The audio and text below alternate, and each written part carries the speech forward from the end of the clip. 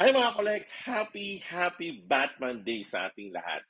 Very exciting tong araw na to sa mga comic fans, especially sa Batman collectors, Batman comic readers. Ang daming mga Batman titles na nilabas. Just recently, merong Immortal Legend Batman number 1, merong Batman number 1 na facsimile, meron din na Batman number 1, pang-apat na volume to, ongoing series ni Batman. Yun yung nilabas ng DC Comics na ang creators ay si Matt Fraction at saka si Jorge Jimenez. So ngayon naman, lumabas naman yung Deadpool Batman. But this time, this is from Marvel Comics. Ito yung crossover na pinag-usapan and in-announce ng mga executives from Marvel and DC. Kasama na dyan si CB Cebulski. This coming October, mga last week, magkakaroon ng FOC for Batman Deadpool naman. This time, DC naman yung magre-release and magiging available siya sometime in November. Pero pag-usapan na natin yung mga covers na kasama dito sa issue na to, dito sa title na to.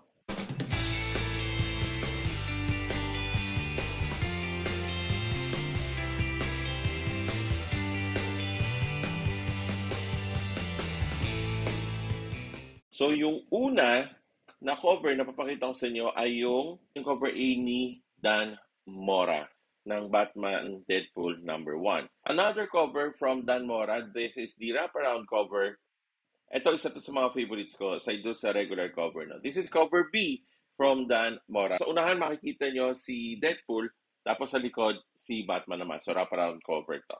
Cover C, we have this cover from Lee Bermejo. So makikita niyo si Dr. Doom at saka si Joker. Ayan. So this cover D is from Mark Brooks.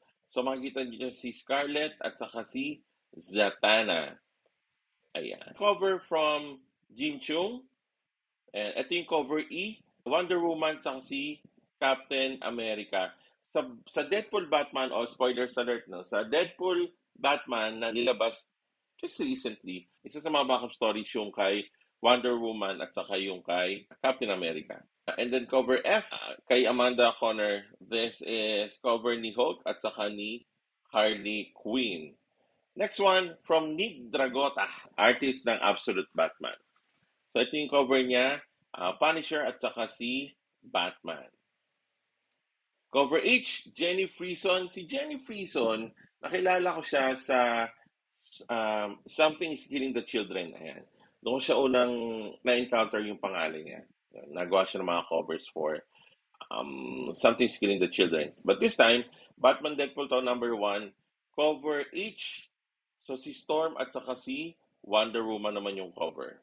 Next, we have this one from Andy Kubert, Gambit, and Robin. This is cover I. Para siya nasa Batcave, ganun yung lumalabas. Tapos yung sikat na Joker na card na nakikita nyo. Doon sa Batcave, ayan, hawak-hawak ni Gambit. It seems yun. Kasi laki. Next, this one is from Jay Lee. Matagal na rin na artist no? This is cover J from Jay Lee. Cover K, syempre pa. Hindi mo mawawala ang Jim Lee variant. So this is cover K. Makita niyo si Batman at saka si Wolverine. Ayan.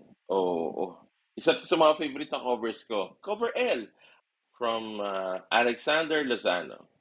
Cover M, Sean Gordon Murphy. Nakilala ko naman siya doon sa checking work niya doon sa Batman Curse of the White Knight. Beyond the White Knight. Madami siyang ginawang limited series. Yung cover N naman from Frank Quitely. Ayan, si Batman sa si Deadpool. Yeah. Ito kay Bruno Redondo for cover O. So si X-23 saka si Nightwing.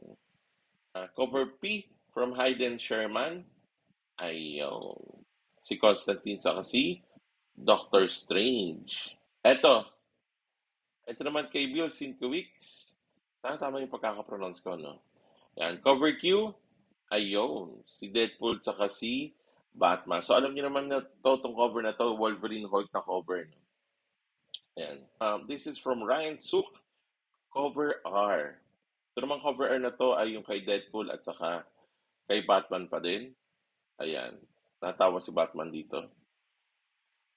Cover S from Sozomaika. Ayan, sikat po man. And then, yung Virgin, yung foil Virgin variant, nung regular cover, ito naman yung cover T from Dan Mora. Ayan. So, pag sinabi natin yung Virgin cover o Virgin variant, ito yung nawawala yung pinaka-title niya. And then the last one is yung blank cover. Cover You. 21 covers so far.